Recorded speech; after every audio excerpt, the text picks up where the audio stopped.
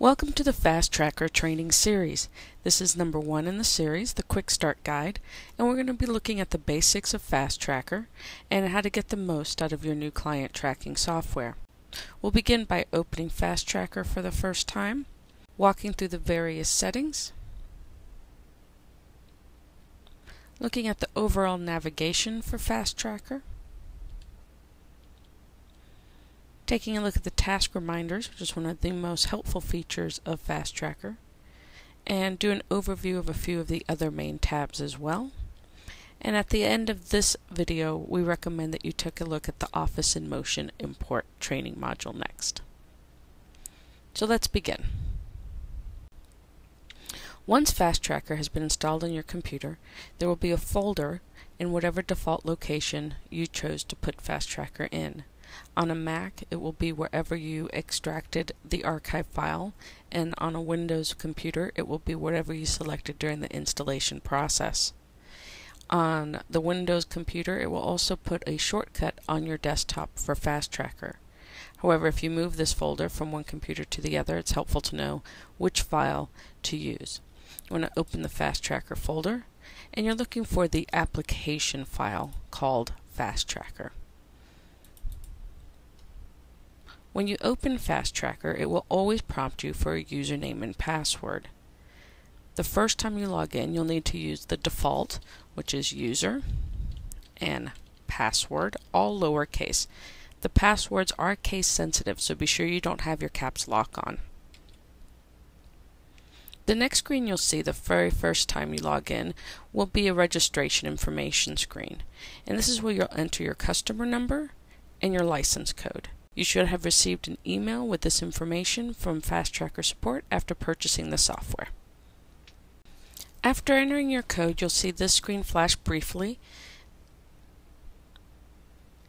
and if you'd like to bypass it entirely, you can just hit the continue screen.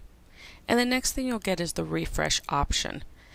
From here, once you have information in the system, you can choose to refresh all your task and contact information, and this is related to the task reminders.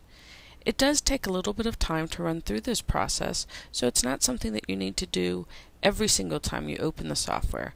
For example, if you opened it this morning and then closed it and came back this afternoon, you would not need to refresh it again. For right now, we have nothing in there, so we're going to say later. With your initial login to Fast Tracker, it will take you to the settings screen by default. Here you want to enter in all of your health coach information. So this is what is used for letterheads as well as templates. You want to fill this out as completely as possible. Once you've filled out all of the information, then you just hit the Save button. After you've entered in the settings, the next place you'll want to go is to the Account Management tab. From here, you can create your own login account so that you do not have to use the default account of user. If you have more than one person working with this system, you want to create an account for each person.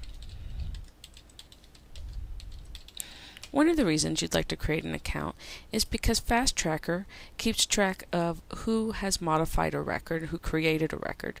So you'll see here that the user, which is who we're logged in right now, is the one who created this account for bugs. Now that you have your information in here and you've created a record for yourself, I recommend go ahead and hit the Save button.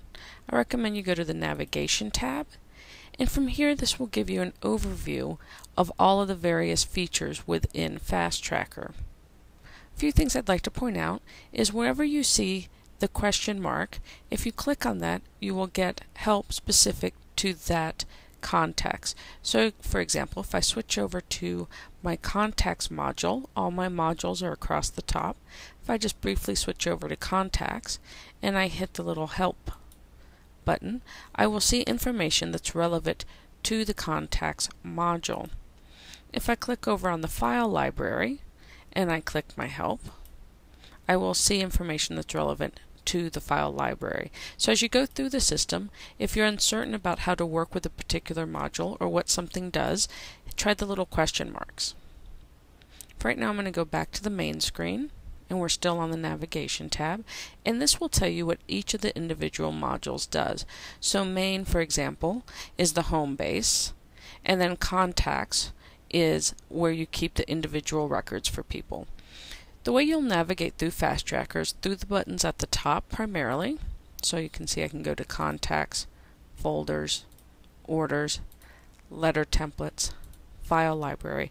With File Library, you notice it opened a new window. This is to make it easier to work with files while you are also in a different module such as Templates, for example. Whenever there's a new window and you're done with it, you always want to click Done, or if there's a Save option, Save lets you save as you're going along without closing the window. Done will then close it. FastTracker also has an email module, which we'll be looking at momentarily to set up your initial email settings. Now that we're back on our main screen and our navigation, and you know where to go to find more information about FastTracker, we're going to pop over to Settings.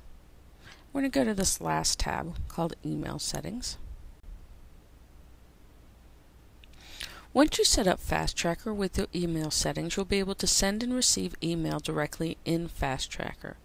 One of the benefits of receiving email in FastTracker, for example, is that you can link an email to a client record and have all of their information in one location.